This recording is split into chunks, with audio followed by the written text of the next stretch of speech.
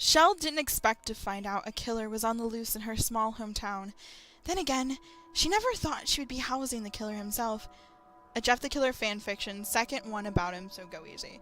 Hey guys, I'm Midnight Siren, and today we're reading another SupernaturalFanatic19 story called Love Kills. Now this story is about Jeff the Killer, so of course our standards are very high for its quality.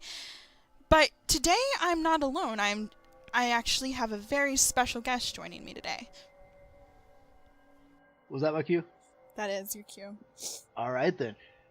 Hey guys and girls, Nekorun here, and today I'm over here on Midnight Scrub Lord's channel helping her with this creepypasta.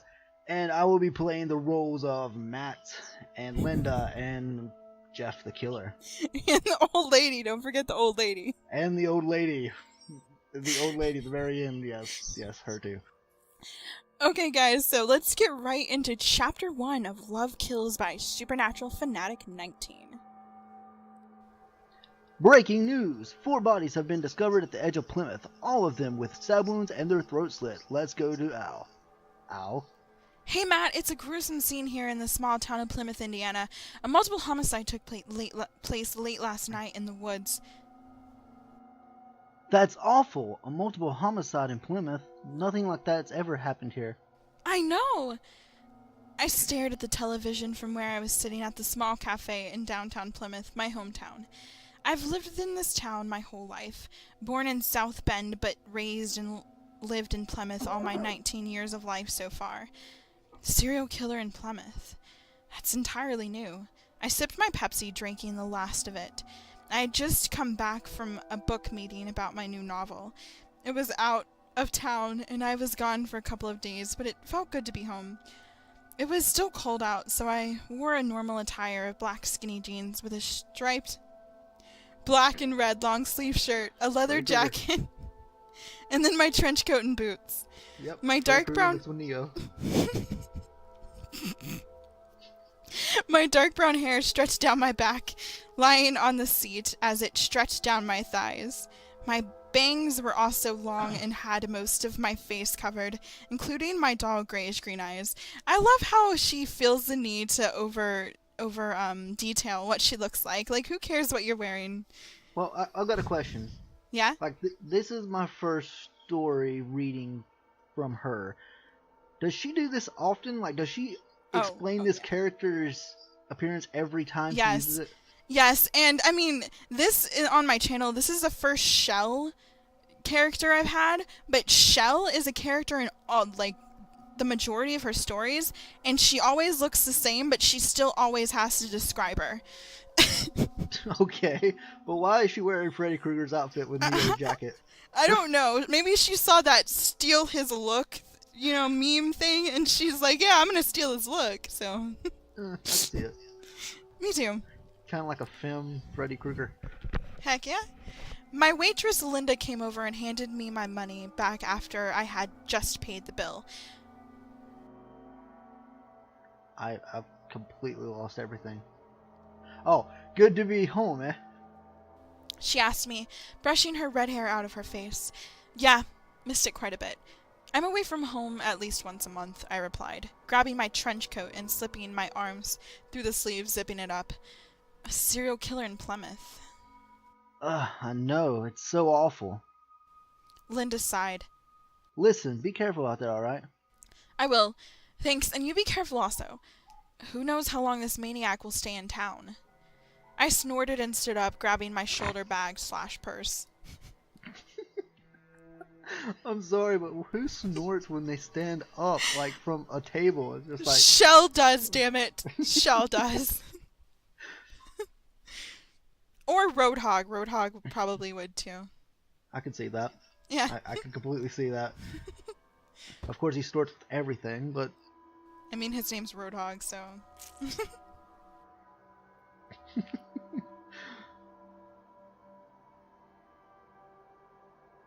Hopefully not very long. Thank you for pointing that out. You're welcome. Yeah, see you, Linda. Bye.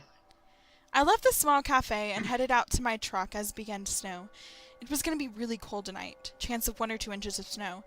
I headed on home, and before I went inside, grabbed my mail and shut the door with my foot and made sure it was locked. I placed the mail on the table and kicked off my shoes, then hanged my coat on the coat rack near the door. I went through my mail, finding nothing of interest, and just left it on the table. I then plopped down at my desk and turned on my computer, getting ready for a night of writing gay fan fictions about Soldier 76 and Reaper. That is definitely not in the script. I'm pretty sure it is. Where? I see it right here. It's right here. Oh, dude, it's really there. I know, right? Holy cow. By the time 2:30 in the morning came around, I was about to crash, so I turned my computer off, making sure I saved everything on my flash drives. I really wish my mom would stop texting me. And then turned all the lights off, heading to my room. I collapsed on my bed and got underneath my covers. It didn't take me long to fall asleep. ... I opened my eyes, feeling a disturbance in the force. It felt slightly... A disturbance in the force? Yep. Okay. She's Obi-Wan Kenobi. Okay, now she's Freddy Krueger mixed with Neo mixed with Obi-Wan. I call OP. OC, do not steal. I felt slightly heavy, thick with tension. It's not high, and it was in my room also. I knew somebody was in the room, and it was coming up from behind me. I slowly, very slowly, slipped my hand underneath my pillow.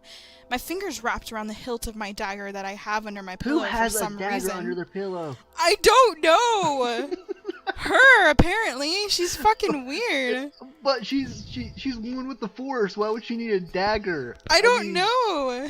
I don't. Okay, I've heard of people putting a gun under their pillow, which sounds stupid because it could roll over and go off. But a dagger? Who puts a freaking sharpened metal instrument of torture and death underneath their head at night?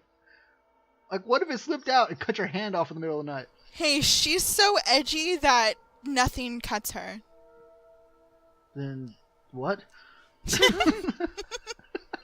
She's too edgy for that knife. She's too edgy for that knife. That knife edge is nothing compared to her. Exactly. She dulls the knife. Whatever was about to pounce on me was about to get a rude awakening. I heard a creak coming from behind me and a quiet but deep chuckle. So easy. I heard a male voice whisper. I felt the person lunge, and it took me only 2 seconds to whirl around with my dagger clutched tightly in my hand. But in all those 2 seconds, my dagger was smacked out of my hand roughly, and a hand gently grabbed my throat, pinning me down on the bed, while a heavier form sat on my legs, straddling my waist. Good game right there. You messed that up. It said roughly. You said gently. You made this into a love story. It is a love story. Thank you very much. Just not yet. Okay, close enough. I mean, you like it rough. It's cool. Oh yeah. Just share your personal kinks on YouTube. It's cool. I am. I glanced up at the person who was keeping me pinned down, and my eyes widened a little bit. White, bloodied sweatshirt, Don't say it. black pants, black, greasy hair. It was Leafy is here.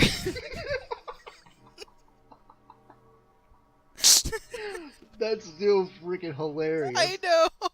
Oh my god. And that smile, the eyes, the lack of a chin. I can't.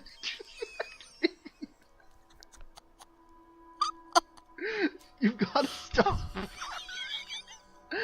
I'm gonna play Jeff the Killer here, and I can't do it when I'm all laughing and joking. Oh my god. You gotta be fucking kidding me, I thought. The male straddling my waist chuckled, putting the knife on the side of my face. My, you certainly are a pretty one. He ran the tip of the knife along the left side of my face, leaving a long but barely bleeding line. I scoffed. Call them pretty, and then you kill them. Yes, I do. Wait, what? His eyelid-less eyes widened a little bit. How the hell did you know that? Duh, I'm not stupid. I know who you are, I replied. Read your story, seen your picture, know who you are, and nothing else to it. I saw his expression. Like such a valley girl when you said that. Thanks. Nothing else to it. So I saw his expression change a couple times, but I knew he was still gonna kill me. Hey, don't call Shell a prep, okay? She's not a Mary Sue. She's edgy. She is edgy. She's an edgy Mary Sue. Yeah. Is that a thing? An edgy Mary Sue? I don't know. Oh yeah, it's called Reaper. Ooh. Oh, shots Ooh. fired at my favorite character. So I probably did what most people did to get themselves out of trouble, but still probably get killed. I need him right between his legs. Jeff groaned out loudly and doubled over, rolling off my bed and falling onto the floor along with his bloodied knife. I sprinted off the bed like a bat out of hell and got my hand wrapped around the doorknob when a hand grabbed my hair and yanked painfully, yanking my head back, and the knife was pressed against my neck. You wanna try that? You wanna try that again, bitch? He snarled in my ear. I didn't answer. I probably did another stupid thing by elbowing his gut harshly, and Jeff grunted as he staggered backwards. I smashed his arm into the wall, and he yelled out in pain before I swung open the door and started running down the stairs. Then I heard a whizzing noise, and a knife was lodged deeply into the back of my left shoulder. I screamed out in pain and collapsed, falling down the rest of the stairs and landed in a heap at the bottom of them. A couple tears of pain rolled down my cheek, and I reached around, trembling slightly and grasped the hilt of the knife, pulling it out with a cry. You think you're in pain? Poor Jeff is back there holding his balls right now. You just like need him right in the nuts. You're lucky he was able to talk at all. That dude is in real pain right now. Poor little murderous Jeff. Poor little Jeff and his little Jeffies. I heard footsteps on the stairs and quickly scrambled up, holding the bloody knife in my hand, and glared at the male as he came down the stairs. You're brave to think you can escape me, but you're stupid if you think you can keep my knife away from me. He growled. Yeah, well, I'm not just some girl you can kill so easily. I'll fight, I snarled, pointing his own knife at him. Jeff's unblinking eyes glared at me, and then, without warning, he lunged at me, his hand wrapped around the blade of the knife. I tried to take it away, but his fist collided with my eye, hard, and both of us toppled to the floor. The knife clattered away from us, and we... Did you punch yourself in the eye, or... Yeah, I'm getting that into character. I punch myself in the eye just to know what it feels like. And we both looked at it and then each other. I snarled and kicked him in the gut, scrambling for the knife, and he grabbed my leg, making me trip. I fell to the ground hard and groaned, seeing Jeff's feet pass me as he ran for the knife. I grabbed onto his legs and he fell to the ground with a loud thud. Fuck! I swore and climbed over him, shoving his face into the carpet, and was mere inches away from grabbing the knife when a hand roughly yanked my arm, pulling me back. I cried out when he twisted my arm and then, without warning, punched me in the ribs. I can just imagine Jeff's back there like cussing underneath like the carpet. He's just like She like slammed his face in the carpet like a bully does in like first grade. Yeah, I can. He's already got like pale Jeff white skin, and now he's getting carpet burned on his beautiful pale white skin. I know. How could you damage that beautiful face? I You know, fucking right? monster. Yours like tiki. All the air was knocked out of my body, and I fell to the ground, close enough to my couch that I could see the steel baseball bat underneath the couch. This girl's really paranoid if she keeps that stuff stashed everywhere. Close enough to my couch that I could see the steel baseball bat underneath the couch. Yeah. Why did she double take on the couch? I don't know. That's honestly bad when you're writing, is to restate the same word in another sentence. It's bad to do it in another paragraph, but especially another sentence. Like, find a synonym or something. Or just say it. That was like, there's a banana in the refrigerator. I grabbed the banana in the refrigerator. I ate the banana in the refrigerator. Exactly. The refrigerator is closed. And I'm like, exactly. It doesn't sound good. Down. It doesn't sound good. And this girl does it a lot, honestly.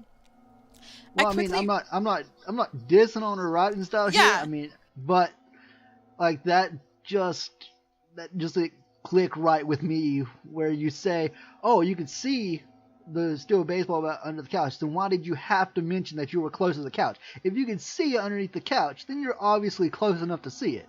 Exactly. And I mean, that's actually, instead of, it's not really trashing on her writing style, that's actually constructive criticism, because she should try to like minimize those extra details that she doesn't need to add in like that. So. Yeah, because if you're close enough to see it, then you know you're close to the couch. You don't need to double state that you were close to the couch and then say, oh, I can see something because I am close to the couch. Exactly. I quickly reached under and my hand wrapped around the grabbing part. When Jeff lunged at me, I swung over onto my back, bringing the bat up with me and smashed it into his legs hard. He roared out in pain and fell to the ground, clutching both of his legs.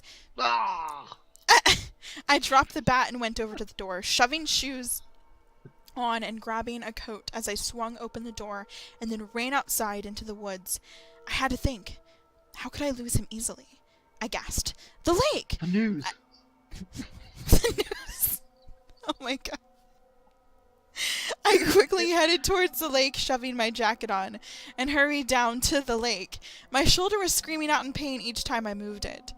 In the lake. I finally got to the lake and stopped at the edge of the lake as Jeff caught up to me at the lake. Pretty much. Pretty much. That's the gist of it. Guys, did you know that they're at the lake and she ran to the lake to get away from Jeff, who is not Jake. Rhymes. Jake the Killer, that's Jeff's Dodd Cannon brother. They edited him out in season 2. But, like, Jeff is chasing her to the lake, and Jeff has already been hit in the nuts, had his face shoved into the carpet, and then had a metal baseball bat taken to his knees, and this chick still thinks that he's going to be after her. Like, he's like laying in the middle of her carpet right now, holding his balls with one hand and screaming in pain because his legs are hurting him with the other. And this girl's like, I gotta get away, I gotta get away. Hey, he still catches up to her though, so. He's like Jason. I mean, pretty much. Jason Voorhees, you can like get on a plane and take off across the ocean, and he would still be sitting there waiting for you. Exactly. Exactly. Oh my gosh. Where the hell do you think you're going? He snarled darkly, knife gleaming in the moonlight. I smiled and took one step onto the ice. If you want to kill me, you gotta catch me first, Jeff. Then I whirled around and ran onto the ice, somehow not slipping and busting my face open, running as fast as I could go. I heard Jeff snarl and he quickly went after me. I could hear the cracking of the ice as we ran over it. I was soon reaching the middle part of the lake, and it wasn't a very big lake, but the middle of the lake, when it was frozen over, the ice was thinner. I smirked and finally reached the thin ice as Jeff caught up to me. I jumped up and then landed on the ice. With a loud crack, both of us plunged into the freezing dark waters. I caught the edge of the hole, my body halfway in the water. I grimaced as I could already begin to feel my lower half going numb. I was starting to pull myself out when a hand wrapped onto my ankle tightly and pulled me under. I held my breath as I was pulled under the water, and the hand let go of my ankle. He pulled me down until I was facing Jeff. His eyes were blazing with fury, and his mouth was curled into a snarl. One hand held onto my neck, choking me, and I was occupied on trying to pry his hand off my neck, and when I felt the cold blade of his knife plunge into my left side. My eyes widened and I screamed out in pain, the scream muffled by the water. I curled my fingers into a fist and punched him as hard as I could, temporarily stunning him as his hand let go of the knife in my side.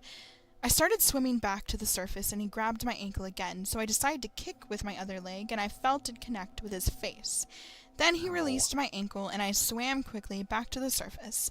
I gasped for air when I came for his air.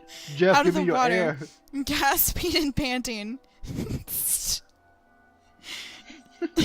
I numbly swam to the edge and coughed harshly as I pulled myself out of the water, shivering violently and grimacing from the knife still in my side. I yanked it out and tossed it away from me, holding a shaky hand to my bleeding side. cold, numb, and injured, I shakily stood up and slowly walked off the lake. Couldn't have not said the lake again. Could have you? You had to say it again. If I didn't get help soon, I would either die of hypothermia or blood loss.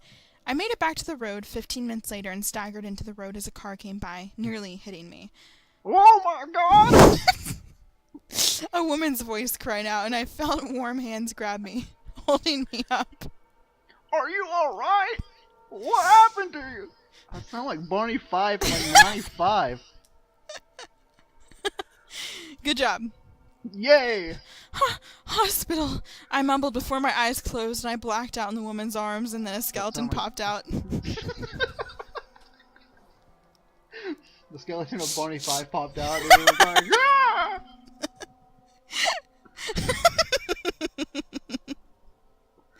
Oh my goodness. Freaking oh my gold. god, are you alright? Okay. I was driving down the road and I was like, oh my god! Oh goodness. So that was the end of chapter 1. And before we end, I'm going to read all the reviews for chapter 1. Now there's only 3. So, would you like to do the honors of reading the reviews? Sure. Alright. First chapter, and I'm already hooked. From Dick Lover. I'm not Sound even like you said Dick Lover. You would go there. You. I would. It was your fault we watched that movie earlier. How about okay, gasp, or should it be like, you get better every day, crying face that looks like the puppet from FNAF. It does look like the puppet from FNAF. And that is from Mamuzel Kitty Cat.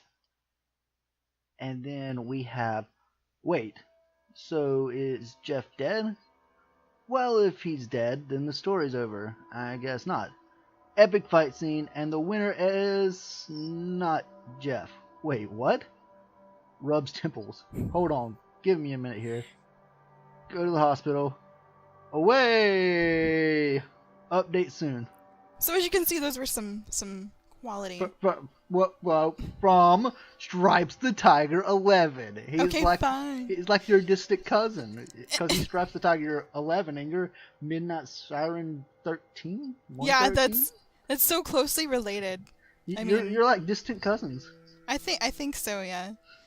Stripes the Tiger is my spirit animal. Yes! It's canon. Yeah, definitely canon. So I hope you guys enjoyed this story, and I really want to thank Neko for helping me read this and doing the voice of Jeff and commenting on the hilarity that was this story. I definitely think... even talk! Shut up. I definitely think it made it so much better. But this was his first time narrating, so I definitely think he did a really good job. Well, thank you. Doing the voices and stuff. You're quite welcome. So, anyway, guys, I'm Midnight Siren. Wait. Before you sign off, I've right. just got to alert everyone, there was multiple homicides that took place last night in the news. All the newsmen were killed, including Matt and Al. Let's explain this, because I got a feeling this is going to be brought up in the future chapters. Probably. Okay, so we were doing a practice run of this story, and when I went to read Al's part, instead of saying took place late last night in the woods, I said took place late last night in the news. And then we both died laughing, and we eventually just switched every word, every Plymouth to news, and then we just laughed and laughed and laughed and laughed even harder. Yeah, it was chaos pretty much. The news is taking over. Whenever you hear one of us say news, and we both start laughing like idiots, you know why. Yeah. Because like earlier when I said that she ran into the lake or whatever, I said she ran to the news, and that's why she started laughing, because of that inside joke. Unfortunately, you guys weren't here to be a part of the inside joke, so sorry about that. There was so many of them. Yeah, that so many of them. The leafy thing the first time was awesome. It just about killed me though. I couldn't breathe for like 5 minutes. Yeah, because I'm just that hilarious. You are. Thank you. You're welcome. But now I'm gonna sign off. So, anyway, guys, I'm Midnight Siren, And I'm Nekorun. and we will see you guys Wow. next time.